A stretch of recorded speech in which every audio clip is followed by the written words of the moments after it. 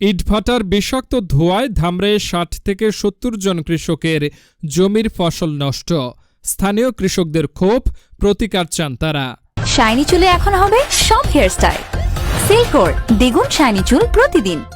ঢাকার ধামরাই উপজেলার সানোড়া ইউনিয়নের বাসনা নয়াপাড়া এলাকায় ইটভাটার কারণে ৬০ থেকে ৭০ জন কৃষকের ফসলি জমি ক্ষতিগ্রস্ত হয়েছে।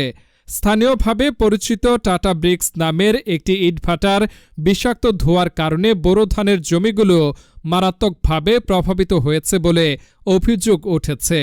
স্থানীয় কৃষকদের ভাষ্যমতে তারা বোরো ধান রোপণ করেছিলেন এবং শেষ মুহূর্তে এসে ইটভাটার ধোঁয়ার কারণে তাদের পুরো জমির ফসল নষ্ট হয়ে যায়। কৃষক মজিবুর রহমান জানান, অনেক কষ্ট করে ধান ফলিয়েছে, কিন্তু ইটভাটার বিষাক্ত ধোঁয়ায় ধানগুলো শেষ পর্যন্ত নষ্ট হয়ে গেছে। এখন আমাদের সামনে অনিশ্চয়তা। অন্য আরেক কৃষক মোহাম্মদ পূর্ণ আলী মিতার ছেলে আব্দুল খালেক বলেন, অনেকদিন পর জমিতে ভালো ফলনের আশা করেছিলাম, কিন্তু শেষ পর্যায়ে এসে ইটভাটার কারণে আমাদের ধান পুড়ে গেছে। আমরা যে অবস্থায় যে ধানগুলো বলছি এগুলো যদি সব শেষ হয়ে গেল, তখন আমরা কি দিয়া খামো, কি করুম, কি না করুম, এটা আমাকে অনেক চিন্তা ভাবনার দরকার। ওই তো মনে করেন এই যে বছরে ধান কাটতাম, এগুলা কিছু আমরা খাইতাম, কিছু জমা রাখতাম, ওই সিজন টাইমে বিক্রি করে আবার মনে করেন সার বীজ কিনতাম, এইভাবে তো আসি। তাছাড়া তার অন্য কোনো উপার্জন নাই। এবছর কি করবে? তার নাম কারে আমাকে তার নিনে মানুষ কো আমরা হলো গরিব মানুষ।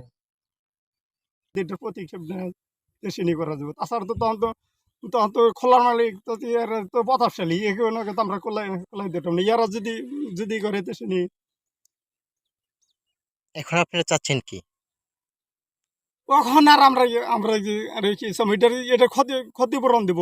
তখন তার ক্ষতিপূরণ না দিলে তখন তো মনে করেন এই তো আমরা তো ৭.৫ সরকারি চলি। ১৮, ১৯ মণ ২০ মণ করে কাটা যায়। ২৬% পাখিতে তাতে ১৮ মণ ১৯ মণ এরকম করে কাটা যায়। এখন কয় মণ কাটলে? এটা আমাদের জন্য চরম ক্ষতির বিষয়। এ বিষয়ে ইটভাটার মালিকের সাথে একাধিকবার যোগাযোগের চেষ্টা করা হলেও কোনো সাড়া পাওয়া যায়নি।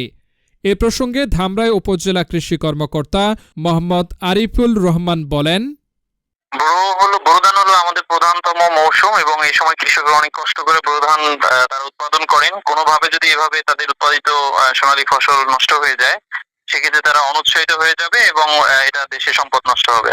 তো এই সানোরা ইউনিয়নে